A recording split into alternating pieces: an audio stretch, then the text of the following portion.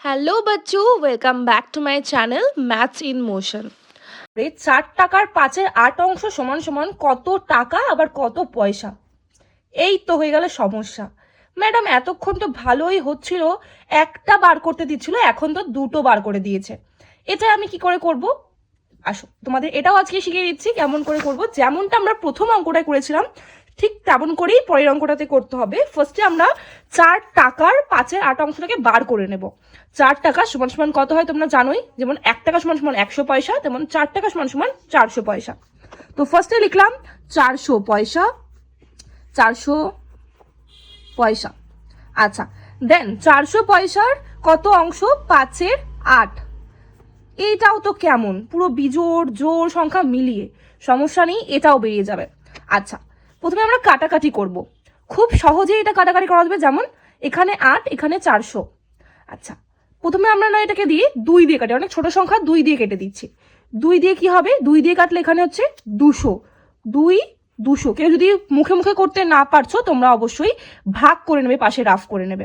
আচ্ছা, 400 2 দিয়ে কাটলে হচ্ছে 200, আর এখানে 2 দিয়ে কাটলে 8কে হচ্ছে 4। আচ্ছা, 4 দিয়ে আমরা কাটতে পারি, 4 দিয়ে যদি আমরা কাটি, 4 দিয়ে 4 5 20 আর একটা 0, তাহলে 4 দিয়ে কাটলে হচ্ছে 50। এবার 50 ইন্টু 5, লব দুটো যোগ করলে কি হবে? 5 5 25 আর হচ্ছে পাশে একটা 0, মানে হচ্ছে 250 পয়সা। আচ্ছা, এবার এই যে 250 পয়সা হলো, এটাকে আমরা বলছে টাকা আবার পয়সাতে ভাগ করতে। টাকা আর পয়সা যদি আমরা ভাগ করি, ফার্স্টে আমাদের তাহলে কি, যেমন আমরা আগে করেছিলাম যে গুণ করেছিলাম যে 1 টাকা সমান সমান 100 পয়সা, 1 গুণ 100 সমান সমান 100 পয়সা। তারপরে হচ্ছে 4 গুণ, যেহেতু 4 টাকা গুণ 100 সমান সমান 400 পয়সা। ঠিক তেমন করেই আবারও আমাদের করতে হবে এখন, যেমনটা হচ্ছে এখানে, যেহেতু আমাদের 250 পয়সা ছিল, এখানে হচ্ছে 250, মাঝখানে আমরা তো সবাই ভাগ করতে পারি, যেমন হচ্ছে 250, পাশে যেমন 250 লিখে নেবে।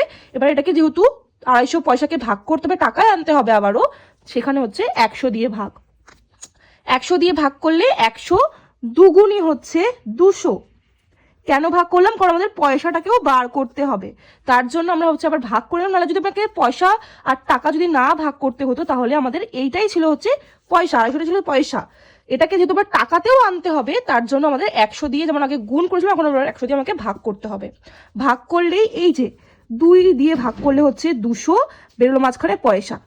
এটা যেহেতু পয়সা ছিল তাই এটাও বেরোলো পয়সা, আর 100 দিয়ে ভাগ করলে এটা হয়ে গেল টাকা। তাহলে কত হলো আমাদের? 2 টাকা, আর এখানে হচ্ছে 50 পয়সা। হয়ে গেল উত্তর। তাহলে আমাদের এটার উত্তর কি আসলো? 2 টাকা আর 50, মানে হচ্ছে 50 পয়সা। ইজি নাকি? এভাবে আমাদের প্রত্যেকটা অঙ্ক করতে হবে।